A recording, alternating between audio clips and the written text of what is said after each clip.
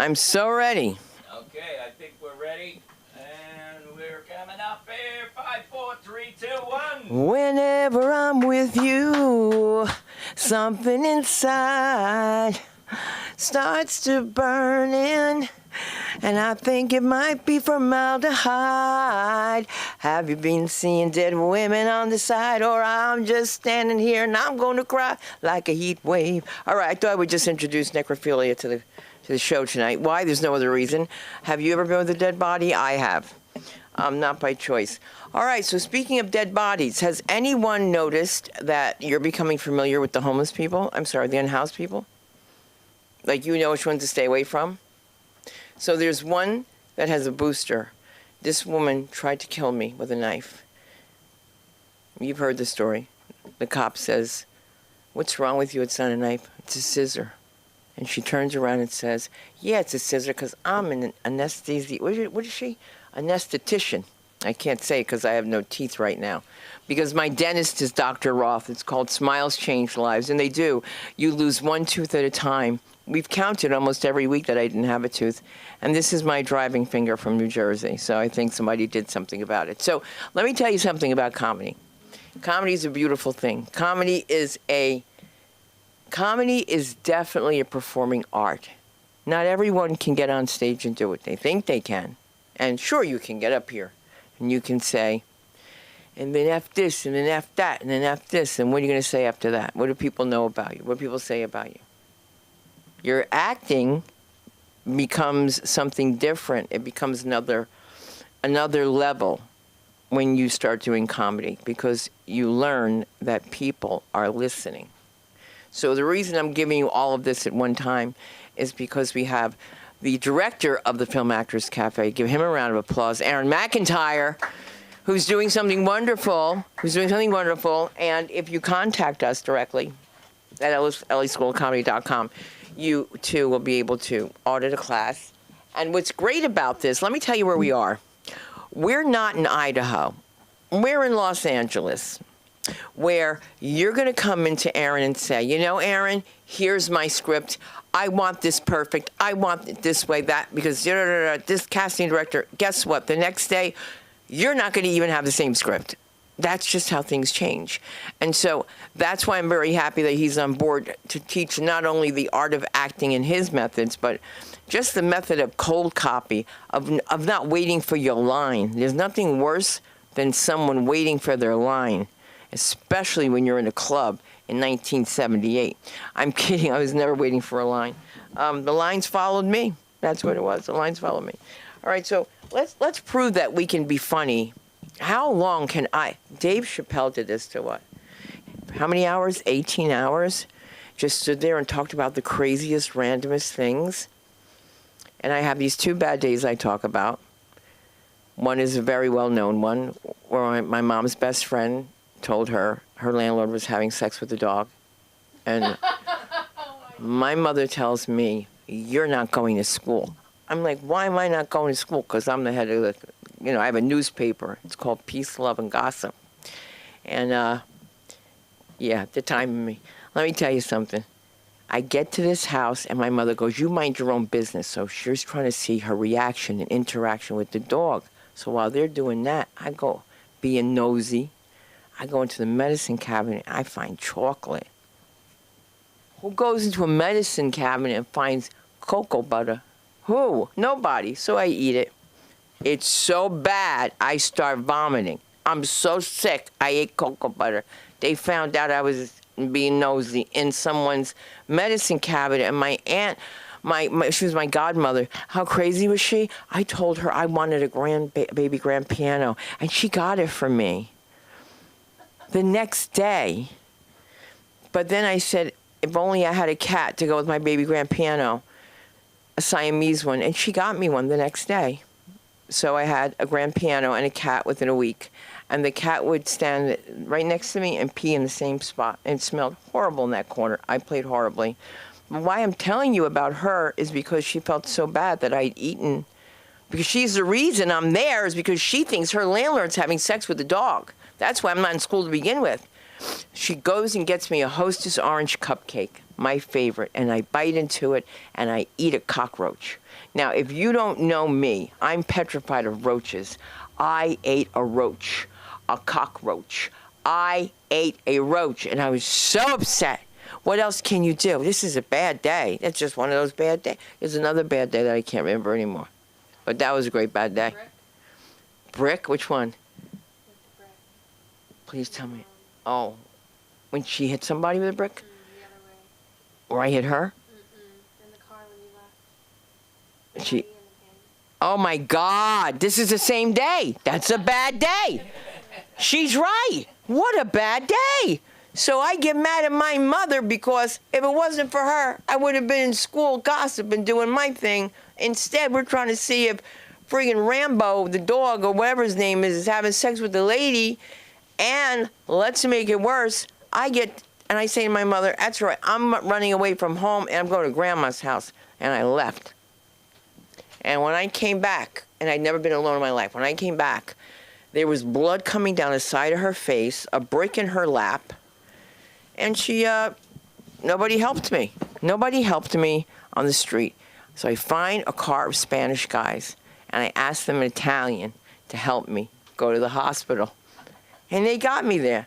So the guy in the hospital, the guy's like, don't cry. Your mom's going to be okay. Don't worry about it. And I said to him, I'm crying because I'm cold. Now, what a selfish kid is that? That was one of those bad stories. Well, not a bad story. It's like, I was cold, but it was selfish. It's like when your dad passed out. This isn't funny. My husband passed out. I mean, passed out really badly. And my daughter comes up and says, does this mean we're not going on Space Mountain? And out of nowhere... Why he fell? Because he had an edible. Yeah. But that's not, okay. You act like... Okay, no, that's not why. He went like this. He went like a cartwheel. He flipped over. Took him to the Disney hospital. They took him to the Disney hospital. He had Mickey Mouse's, no, Donald Duck's bed. He had Donald Duck's bed. Yeah, we've had some, no, there's got to be another bad day. There was... Talking about the handicap at Disneyland. And the what? And I fell? The news. Oh my God! We were on the news. They were talking about people who are faking being handicapped. I really have stuff happening to me, but my kids are supposed to be in school. We're on the news. Aviva, Tova. Oh my God, we were on national news. So was your friend, the balloon boy. That was a bad day. They called me in and said she needed a therapist. She said because she thinks she knows the balloon boy, and we all both know she doesn't know the balloon boy. I said, funny you should say that, because hopefully he'll be a billionaire. All right, so you know what I was thinking? Listen, tell him how quick shows come. How when you have a show and you think you have so much time. So wait a minute. Listen, no, he told me, he goes, Sunda, May is 6 months away. And I went, Get it now, you can cancel it later. no, he's not canceling. He's ready. He's ready. Is he ready to go up? Yeah. We're going to bring him up. We got him. He has fans. We know you have fans. You got fans. They're black women from Brooklyn. And you get ready for it because they're fans. And I just want to give a shout out to my cousin Linda. And my sister Linda doesn't watch. She's petrified. But that's a whole other story. But right now, you know what her Hebrew name is, right? It broke. It's a joke. It's a joke. It's a joke. What? No. Then what's yours? No way. No effing way. Can you take that test again? Can we just be on one more time? All right. Who looks at their watch and yawns? Let's give it up for the middle-aged muchacho himself, the one, the only, Mr. Billy Ramirez, ladies and gentlemen. Let me hear you.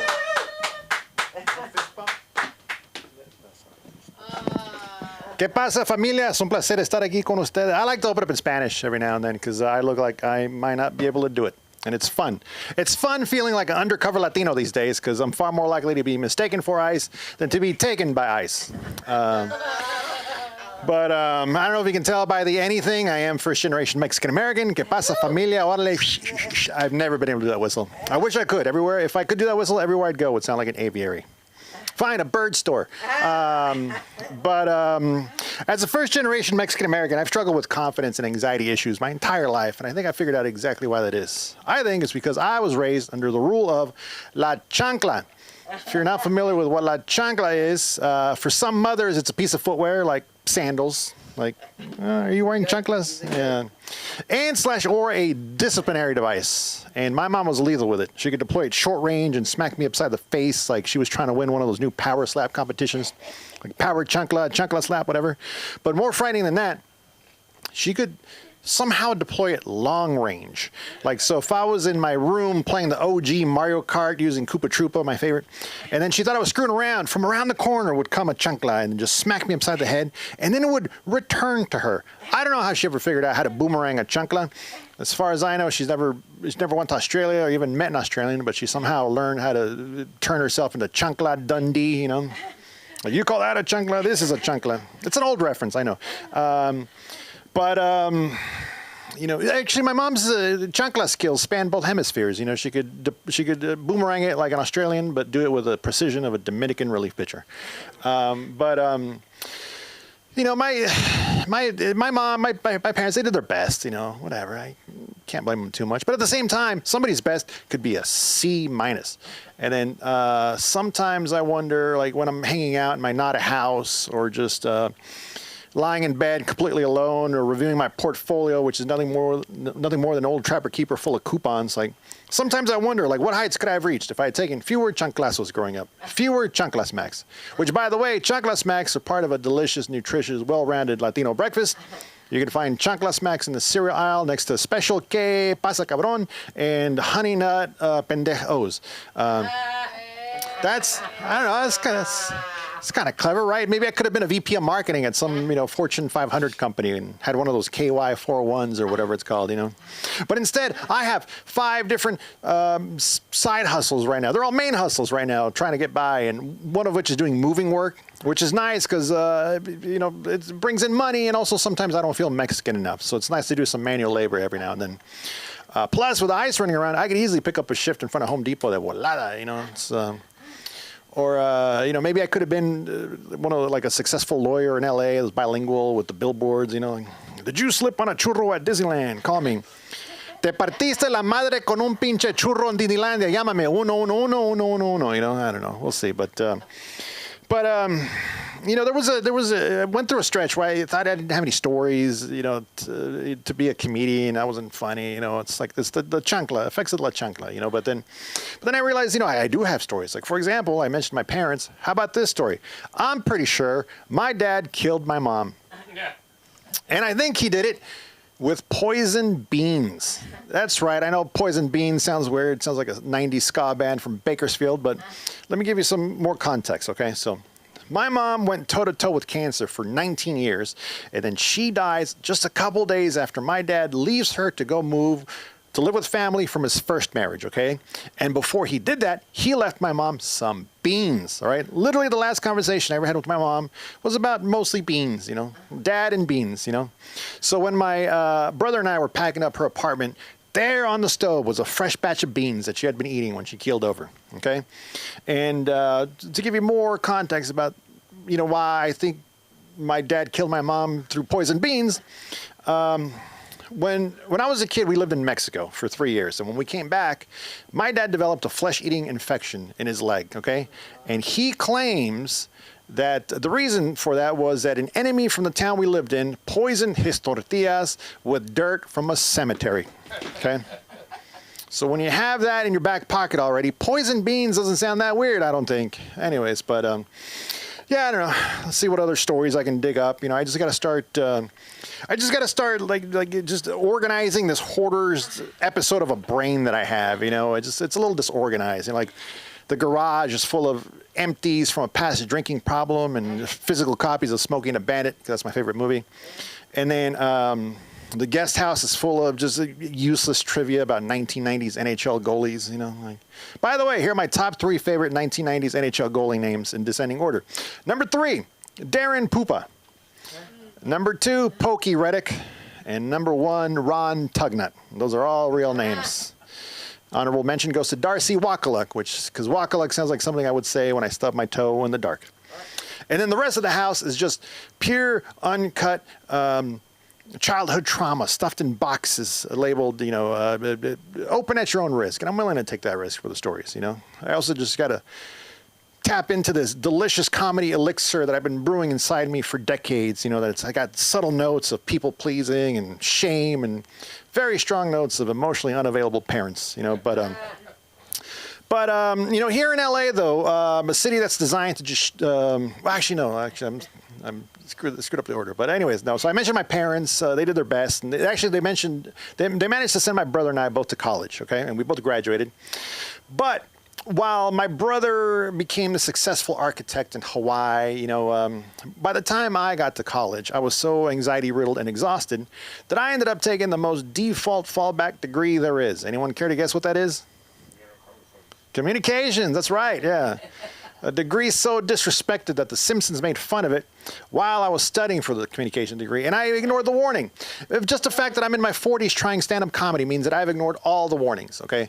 But in this episode, titled Faith Off, the kicker for Springfield University injures his leg in the big rivalry game, and in the locker room, Dr. Julius Hibbert tries to comfort him and tells him, I'm afraid your playing days are over. At least you can fall back on your degree in communications. Oh, dear Lord, no. And the kicker goes, yes, I know he's a funny major. Lubchenko learned nothing. Well, it's about 25 years, and that joke is finally funny to me because they say that comedy is tragedy plus time, and, well, enough time has passed, and the tragedy is a communication degree. But here in LA, a city that's designed to just shatter your ego and just break you down, every now and then I do get to feel confident. That's whenever I walk into a Mexican restaurant, a taqueria, and I overhear someone order something like a chicken quesadilla, chicken fajitas, chimichangas, or something like that.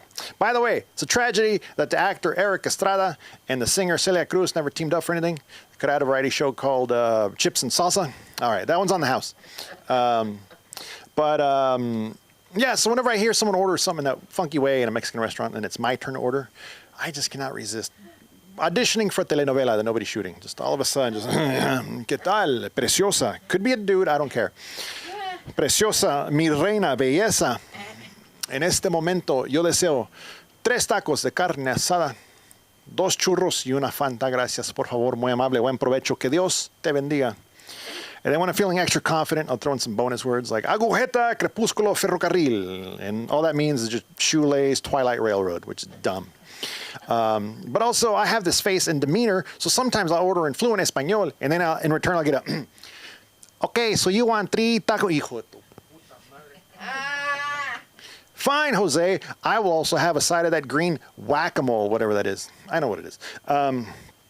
But it doesn't really matter where or when I hablo Espanol, because whenever I do, I go completely overboard and basically turn into one of those Latino reporters you see on the local news.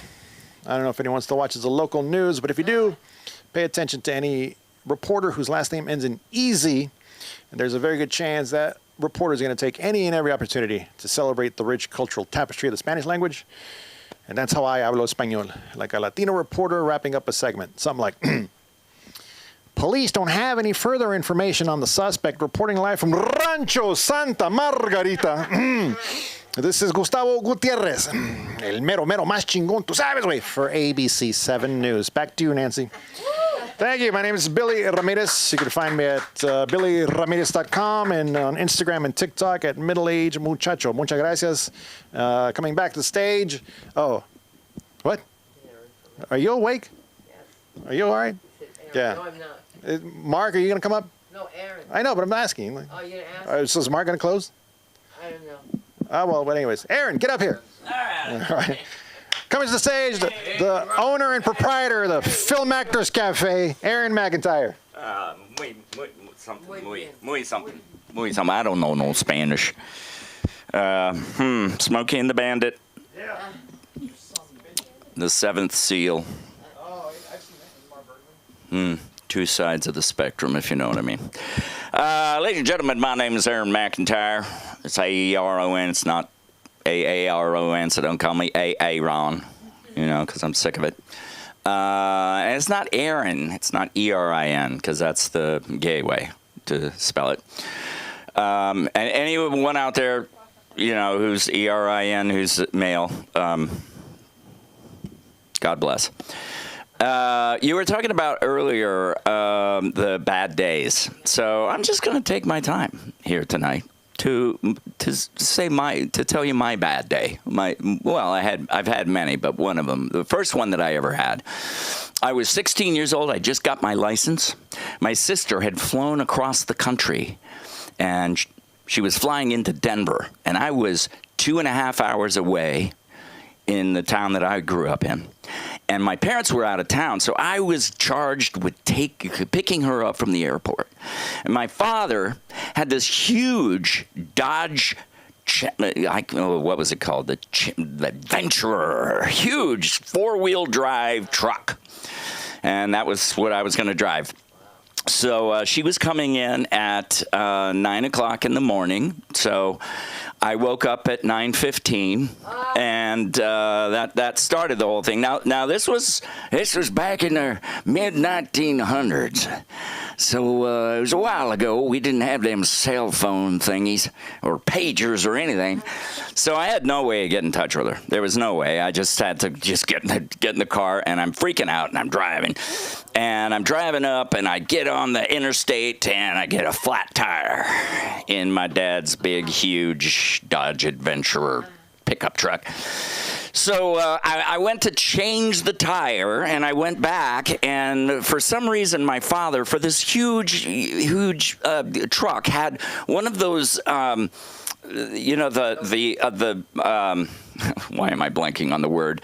Jack, a car jack to lift the car up. And it was one of those ones that are like for a fucking Volkswagen. It's just like this little tiny thing, and you got to turn it like this.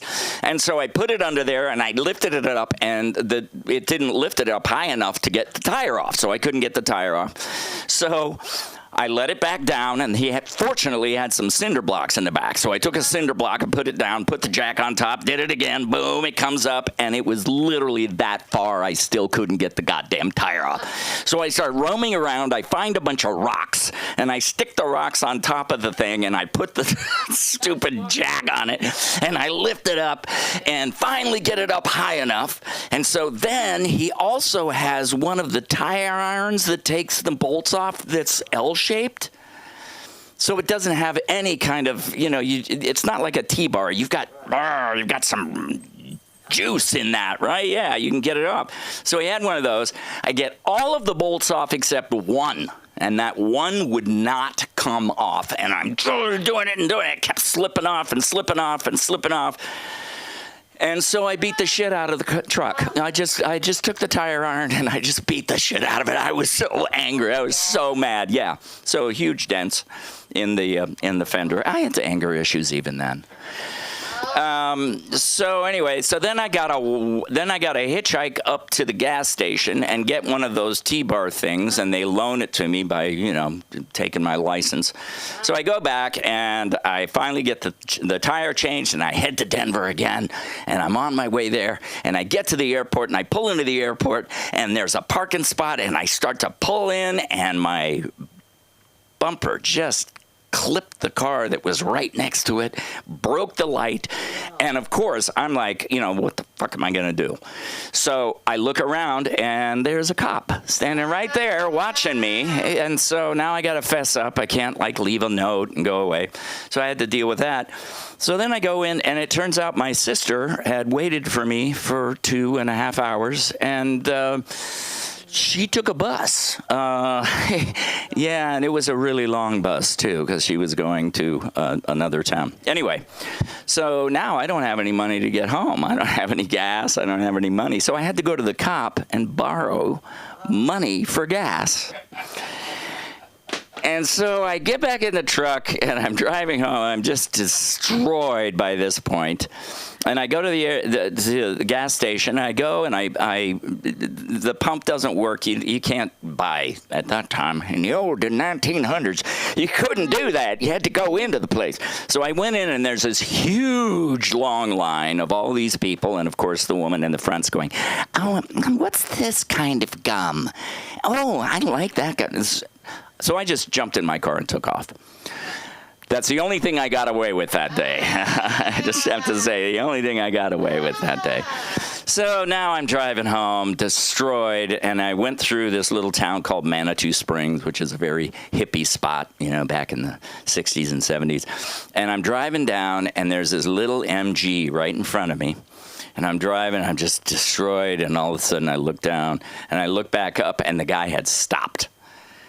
And I plowed into the back of a little tiny MG sports car and destroyed the whole back of it. And I come out and I look at the truck, and of course you can't even see that anything happened. I mean, it was literally, the truck was fine. So I drove home and fell on my bed and sobbed for the rest of the day. Yeah, because I'm very sensitive. I'm a very sensitive boy. So that was one bad day. That was one bad day I will never, ever forget. I've had a few others. This month has not been great. I gotta say, I've got, I have this place in Colorado. It's an Airbnb. And in the last 2 months, the water pump has gone out. They've had to fucking put some kind of heater bladder in or something like that. They've had to redo all of this stuff. And then the other day, the person who's leaving the Airbnb calls me and says the refrigerator is broken. And now that doesn't work. Now, you got to know about Alamosa. Alamosa is the town where this is, and it's in southern Colorado. It's very small. It's a university town, they say, but it's really, really small. And it takes about a week and a half to take a piss there. I mean, literally, it's like nobody can do, you can't get anything done in this town. You call somebody up and go, hey, listen, do you have any of those Mars bars? And they go, oh, yeah, we're getting some in about a week and a half. I mean, nothing gets done in this town. But I pulled it off. I got a refrigerator, side-by-side, refrigerator, freezer. They put it in today. And, well, the thing is I had to ask the guy to, because I thought maybe I could get it fixed, So call the maintenance guy. I got to call him on Friday. It took him till Wednesday to be able to get out today. So I'm calling him going, please. At first I'm like, I let the people know who are going to rent it out. I said, hey, listen, I texted them and said, hey, this happened. Don't worry. We're going to get your refrigerator. But tonight it might be, that the refrigerator is, a little one or something like that. And I came and I taught class here, and I went home and I completely forgot that I had done that. And so in the middle of the night, I hear ding, ding on my phone, and I look at it, and the woman is like, no, we need a refrigerator. This is a wedding, and we have a 3-tier wedding cake coming, and we need to put it in a refrigerator. So she's freaking out. So the guy came, and he says, yeah, it's going to cost about $1,200 to fix it. And it's a shitty old thing. Anyway, so I ordered another one. It was $200 more. So I got a good deal there. Yeah, so there we go. I've got 8 minutes. That was 8 minutes of a bad day and bad couple of months. I also got evicted beginning of September. They told me on the 1st of September that I needed to be out by the 15th. And not because of anything I had done. It was because the owners decided they didn't like the company, which I don't blame them, because we spent a year and a half heating and cooling the attic. And we kept calling them going, man, we can't, it's cold in here. And then in the summer, it's like it's boiling in here, and we've got it up a full blast, and our heating bill, literally, for a 3-bedroom place was $695. And they were like, well, that's the price of, energy is more expensive. And I'm like, no, I know other people, and they're not spending that much.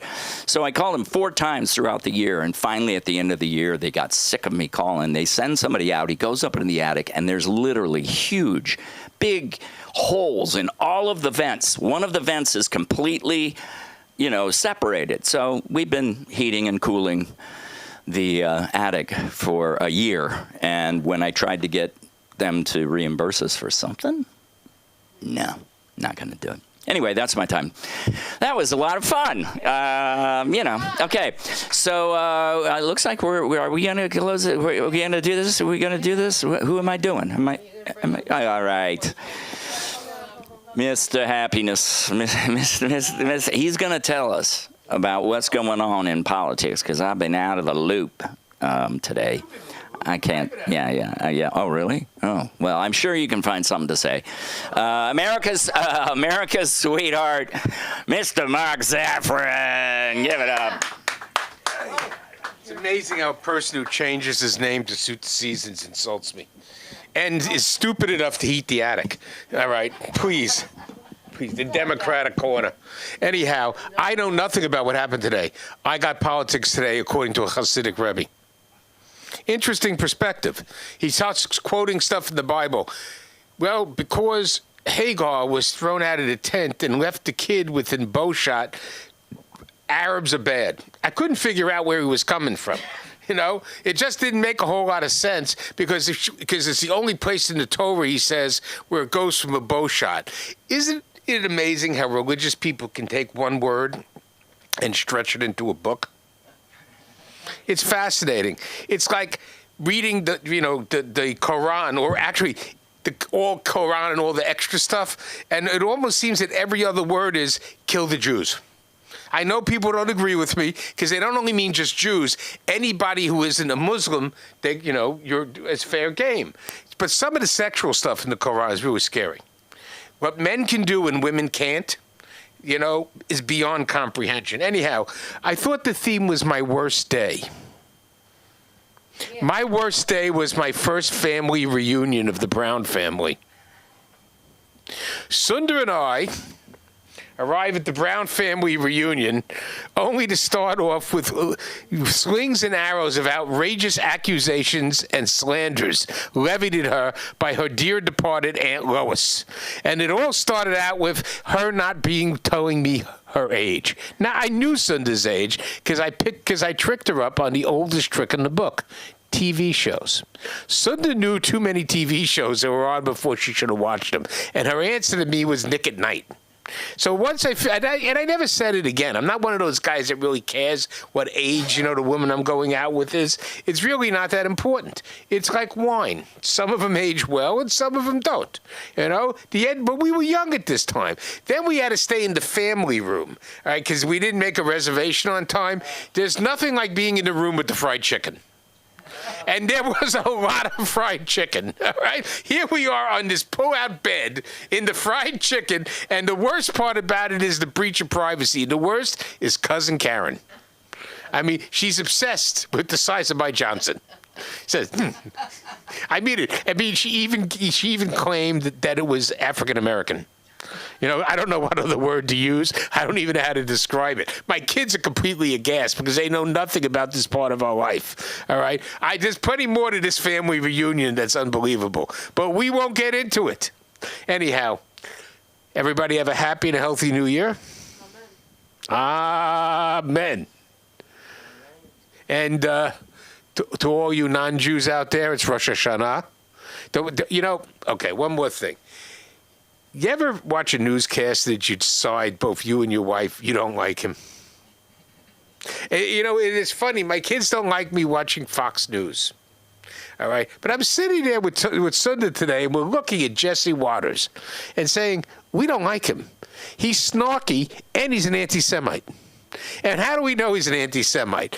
He made a whole big routine about which holiday it is or whatever. How do you be on Fox News for 10 years and not know what Rosh Hashanah is? For God's sakes, even Greg Gutfield knows what Rosh Hashanah is. Tyrus knows what Rosh Hashanah is. For God's sake, Joy Reid knows what Rosh Hashanah is. She may mispronounce it, but she knows what it is. Anyhow, that's my time. Thank you. That's the show. No, they're not going up. But no, we need merch. Don't forget Aaron's shows. Don't forget Aaron's shows. We mean Aaron's shirts. I meant the shirts. That's okay. We have a lot of stuff going on. Hear me out. If people tell you you're funny, you probably are, but you won't know until you take it from the page to the stage. We do everything here at the LA School of Comedy. Only my husband can make noise when I'm on the phone, when I'm on the stage. And he yawns when I'm on stage, like a hippopotamus. I hear him from the other side of the room, like in really big places. Just, it's not you guys. It's him. He just yawns like that. Mark. No. There was another bad day that I'm trying to remember. Oh, yes, my second bad day. I'll be very, very brief. It's for the Catholics. So someone said to me, whatever it came up, I don't know. I got into it with Tova or something. She goes, look. She goes, you were born Catholic. And I was like, no, I wasn't. You're not born Catholic. You got to get baptized anyway. You did say that. And I wasn't born Catholic. They're mad at me because today, nobody helped me get ready today. You know, I have to go. The rabbi thinks I'm crazy. I'm coming there with a black hand. And those two kids were just wanting to touch my hair so bad. They just were like, I just want to touch it. I'm just, okay. Now I forgot, and it's terrible that I forgot it because it was a bad day. It wasn't a bad day, but it was an interesting day. I think my brother calling people black Africans was scary. He's so black, my brother, so dark. And he said to this guy, "Why would you?" He goes, "You almost hit my sister, you black African." And the guy is like, "I'm a black African." You had to see it. Just one of those things. I was trying to get something out that I can't remember, and it's ever since. I got to be honest with you. A concussion is not a joke, man. A concussion is not a joke. And you can't imagine that you think your mother's coming and she's been dead for as long as Aaron's mother. All right? And I hear her name. Clearly, they're taking roll call for the ambulance, and it was Aviva being smart and using my mother's maiden name so they wouldn't get me the paper again. Isn't that genius? But to hear Brown, Sandra Brown, I was like, oh my God, my mother's coming. Do I look okay? And you know what my mother always taught me? Wear underwear. And always wear clean underwear when you're in an accident. And that's a problem when you're not wearing any. Me too. You had no underwear on either? I got hit by a bike. I got hit by a car. This is what they do. This is what they do. All right, when I bring cute guys home. I bring home, listen, we get a plumber, another plumber. Nope. No, it's true. I'm going to close it. This guy, that's another guy, cute, so cute. And I say to them, hey, girls, maybe you should come see the plumber. For what? They're all nasty. The guy is fine, okay? He's fine. Tova looks at him and goes, and starts laughing at him. And he says to me, oh, they're young. And then out of nowhere, he said, you know, I had a heart condition, and they just left him. Can you imagine? He's 32, heart condition. There's money in the bank. I don't know how you can walk away from that. 32 already? I mean, one of them should have at least. $1,300 he charged. You know what the culprit was? Hair. It was hair, Billy. Hair. My daughters are saying it's not theirs. That's hysterical. Because my husband has hair like his cockatiels. He has cockatiels. They're not my birds. They're not my birds. And I did invite you over the other night, Billy. I forgot. Listen, I've been leaving. Look, my husband's hungry, you can tell. I'm waiting for someone to meet you somewhere because it's 7:30. So I have to do that. All right, maybe it's not comedy to you. If I talked about Little Toot was, you don't know about Little Toot? You should know about Little Toot. All right, guys. Oh, that was so depressing. Oh, my God. You guys know Little Toot. They put him in chains. Oh, my God. And he was black. And they locked him up. Though he tried to be good, he just could not behave. You want to tell everybody how you changed the lyrics? No, I don't. Okay, so stop, all right? This is what they do, though. They laugh at people that are handsome, like really handsome, when they could be. Look what happened to this one. Oh, my God, the other one. Oh, Maron, I think we've changed the world.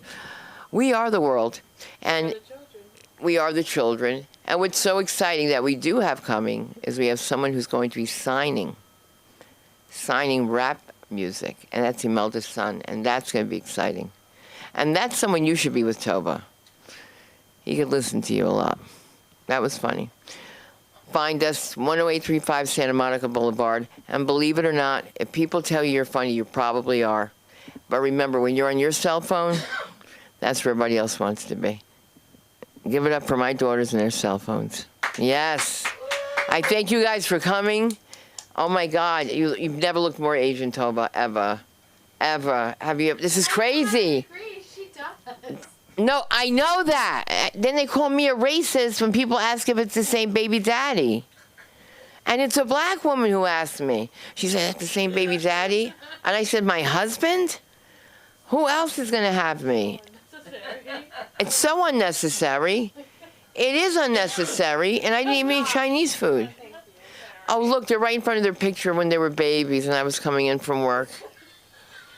This is what they do. They giggle. And you know what they tell me all day, Billy? You're not funny. You're not funny. And then Toba did something to the bird. What? I don't know. He was hiding in his cage like this. Look. Toba, show them how the bird was shaking in the cage. I think she beat him. He was like this. And then I realized they were acting like they were trapped in a cage. And I was like, what did you do to them, Toba? They weren't even in the cage. The doors were open. They just act like that. So like the wild animals we are, follow us on all platforms, even shoes. Thank you, Aaron. Thank you, Billy Ramirez. And without him, you wouldn't have known the show was tonight. And we're gonna even have more. So there you go. Good night, everybody. God bless you. Drums.